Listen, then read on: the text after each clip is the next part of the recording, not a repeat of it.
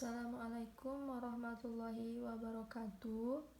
Nama saya Irma Fitriwayuni, kelas 4E Ekonomi Syariah, NIM 5011805152. Mata kuliah Ekonometrika, dosen pengampu Primadi Prasetyo SEMS AK. Baiklah, di sini saya akan menjelaskan tugas mata kuliah saya yang berjudul Transformasi, Pembedaan, Model Laju Pertumbuhan, Skala dan Unit Pengukuran, Pemilihan Bentuk Fungsional, dan Perbandingan R2. Yang pertama adalah transformasi inverse. Transformasi ini dilakukan dengan membalikkan nilai asli, yaitu dengan rumus satu atau variabel. Dalam Excel rumusnya satu atau variabel, misal nilai asli 1,4, maka nilai transformasi 1 atau 1/4 maka sama dengan 0,714.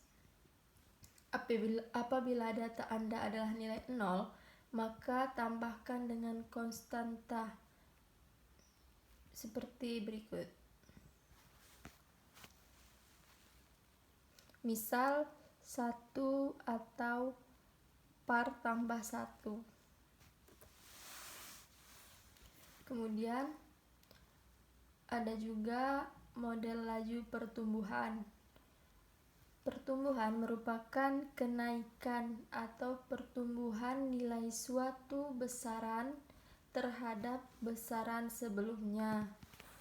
Permodelan masalah pertumbuhan dilakukan dengan menduga parameter 0 dari persamaan model pertumbuhan. F atau X, 0 menggunakan salah satu metode, yaitu metode kuadrat terkecil.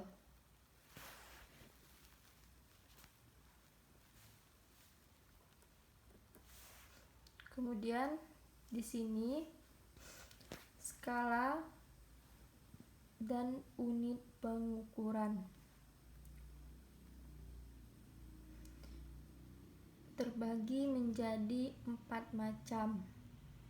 Yang pertama adalah skala nominal. Yang kedua, skala ordinal. Yang ketiga, skala interval. Dan yang keempat, skala rasio.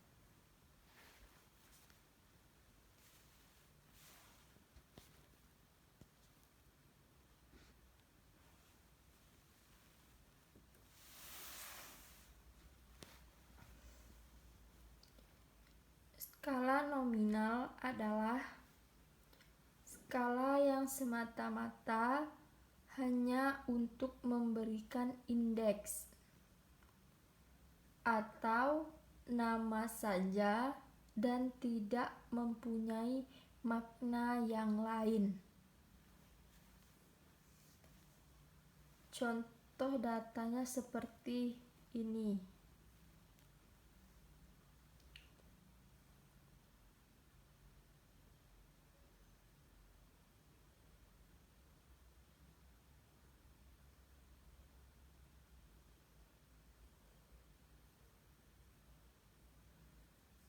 Kemudian keterangan kode 1 sampai dengan 4 semata-mata, yang bagian A semata-mata hanyalah untuk memberi tanda saja dan tidak dapat dipergunakan sebagai perbandingan antara satu data dengan data yang lain.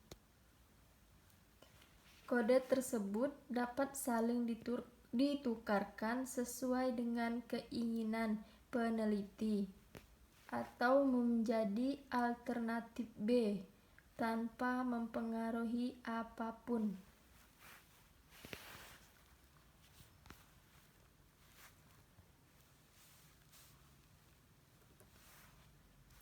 Kemudian di sini terdapat juga yang kedua, skala ordinal. Skala ordinal adalah ranking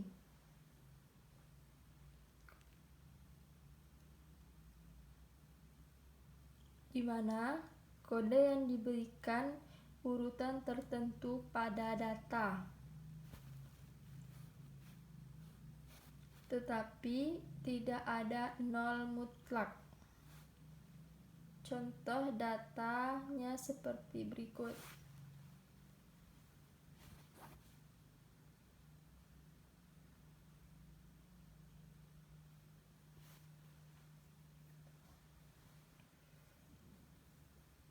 Kemudian skala kecantikan A di atas menunjukkan bahwa Amelia paling cantik dengan skor tertinggi 4 dan Putri yang paling tidak cantik dengan skor terendah.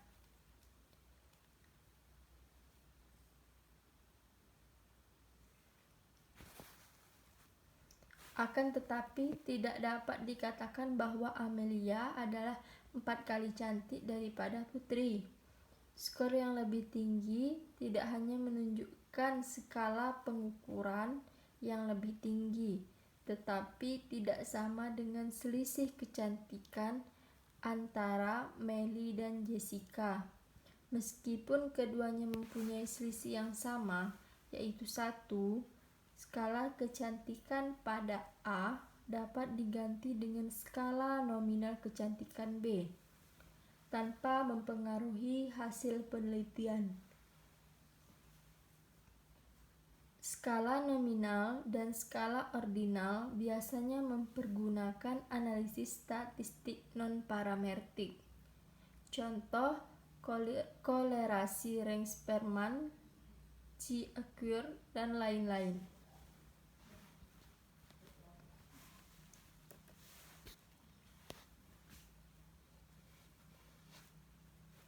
Kemudian di sini yang ketiga,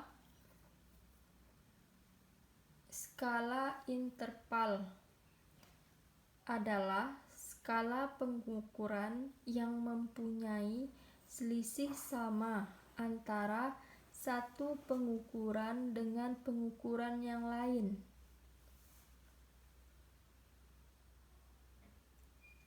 Tetapi tidak memiliki nilai nol mutlak.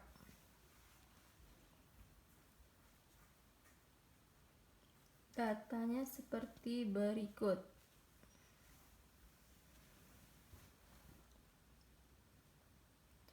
Tabel di atas menunjukkan A setara dengan B dengan 4, B setara dengan 3, C setara dengan 2, dan D setara dengan 1.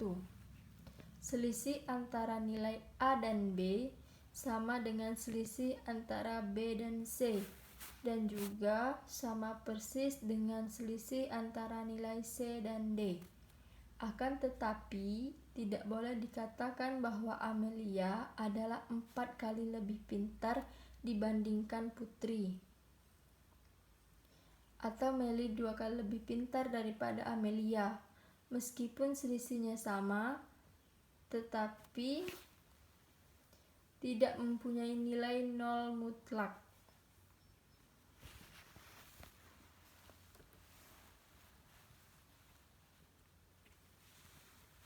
Kemudian yang terakhir ada skala rasio.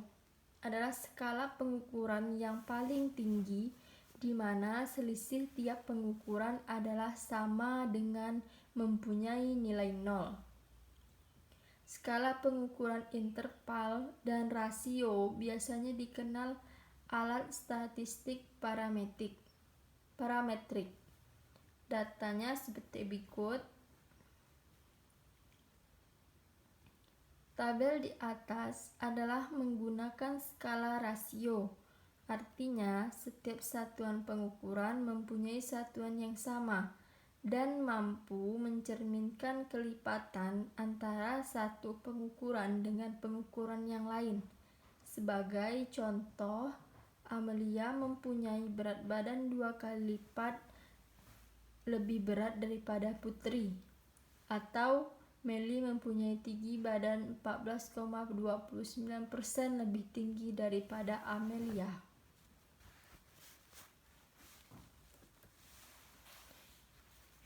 Kemudian, pemilihan bentuk fungsional. Terdapat beberapa bentuk fungsional dalam model regresi. Namun, pada bagian ini hanya akan dijelaskan dua fungsional dari model regresi, yaitu model log dan model semi-log. Model log atau sering juga disebut dengan model double log atau model elastisitas konstan merupakan salah satu hasil transformasi dari suatu model tidak linear menjadi model linear dengan cara membuat model dalam bentuk logaritma. Kemudian model semi-log yaitu merupakan hasil transformasi dari model yang tidak linear. Bedanya, kalau model log-log, transformasi dilakukan terhadap semua data variabel, baik variabel terikat maupun variabel bebas. Sedangkan pada model semi-log, data yang ditransformasi hanya salah satu dari variabel terikat X atau variabel bebas.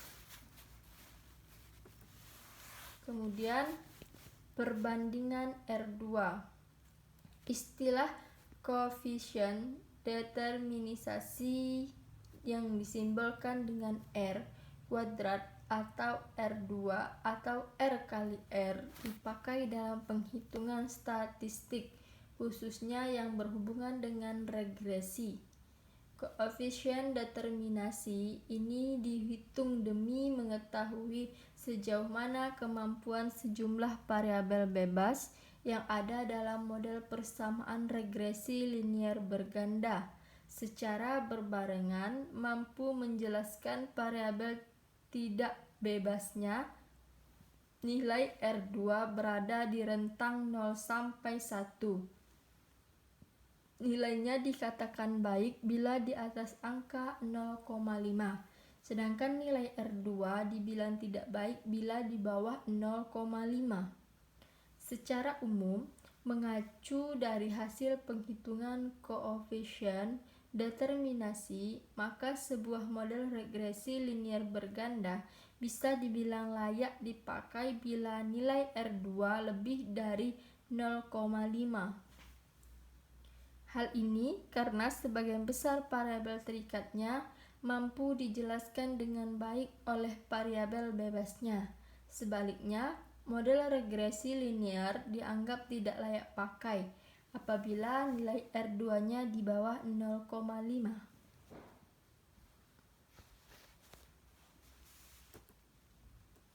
Baiklah, hanya itu yang dapat saya sampaikan dari materi ini. Saya akhiri. Wassalamualaikum warahmatullahi wabarakatuh.